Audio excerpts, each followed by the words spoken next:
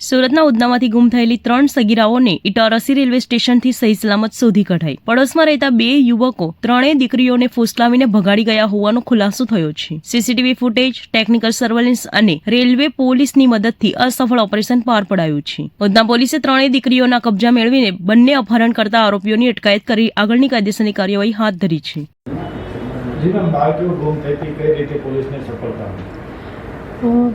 Udhna police સ્ટેશનમાં તારીખ 19ના રોજ રાત્રે એક 3 છોકરીઓ પોતાના ઘરથી જતી રહી છે એ પ્રકારની મિસિંગની ફરિયાદ દાખલ થયેલી હતી.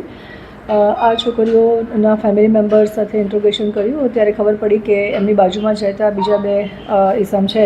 તેનું નામ છે મોહમ્મદ કલીમ અબ્દુલ લકલામ શેખ, ઉંમર વર્ષ 22, જેઓ અત્યારે મજૂરી કામ કરે છે પટેલનગર ઉધનામાં. બીજાનું નામ છે મોહમ્મદ આવેશ અહમદ અતિક શેખ, ઉંમર 24 વર્ષ, મજૂરી કામ કરે છે પટેલનગર ઉધનામાં. મૂળ એ યુપીના રહેવાસી છે બંને. અને આ બંને છોકરીઓ સાથે પ્રેમ સંબંધ થતાં એ બંને છોકરીઓ અને આ બંને છોકરાઓ ઘરેથી રાત્રે નીકળી ગયેલા હતા.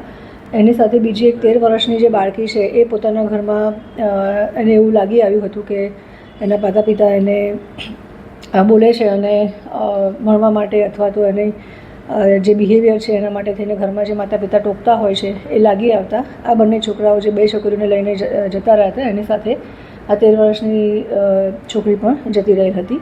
અમારા ટેકનિકલ સર્વેલન્સ રાત્રે જ અમે લોકોએ ફરિયાદ દાખલ કરી અને તપાસ ચાલુ કરી હતી. ડિસ્ટાફ અને ઝોન 2ની એલસીબી કામે જ લાગી ગયા હતા અને વિધિન અ શોર્ટ ટાઈમ અમને હ્યુમન ઇન્ટેલિજન્સ અને ટેકનિકલ સર્વેલન્સના આધારે ખબર પડી કે આ લોકો ઉધના રેલવે સ્ટેશનથી બેસી અને નાગપુર બાજુ ગયા છે અને નાગપુર ટ્રેનમાં બેસીને રવાના થયા છે. જે રેલવેની ટીમ છે એને અમે કોન્ટેક્ટ કર્યો હતો અને રેલવે પોલીસે પણ લોકલ પોલીસને સપોર્ટ કરી અને જે નાગપુરમાં એ લોકો ત્યાં રેલવે સ્ટેશન પર ઉતર્યા હતા તેના સીસીટીવી ચેક કરતાં ખબર પડી કે જે 2 છોકરાઓ અને 3 છોકરીઓ છે એ બરોની રાજપતિ સાગર એક્સપ્રેસમાં બેસી અને ત્યાંથી રવાના થયા છે.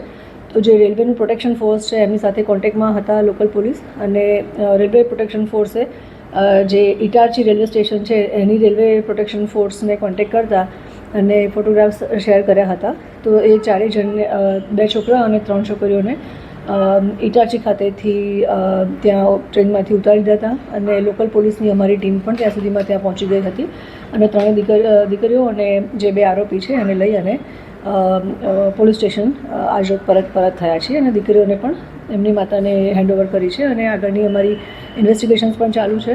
અને જે 2 આરોપી છે જેમની નાની છોકરીઓને જે લઈને જતા રહ્યા હતા એ બંને આરોપીને પણ અમે અટક કર્યા છે.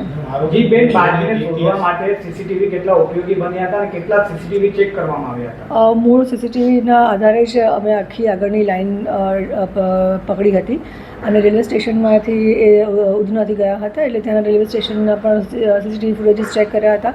પટેલનગરના જે એમનું ઘર છે તેની આસપાસના પણ સીસીટીવી ફૂટેજીસ ચેક કર્યા હતા જેમાં ખ્યાલ આવ્યો હતો કે આટલા લોકો ત્યાં સાથે મળીને ગયા છે અને ત્યાં આગળ ડાયરેક્શન ચેક કરતાં ખબર પડી કે રેલવે સ્ટેશન આવ્યા છે. ત્યાંના સીસીટીવીમાં જોતાં ખબર પડી કે એ લોકો ત્યાં આ રીતે ટ્રેનમાં બેઠા છે.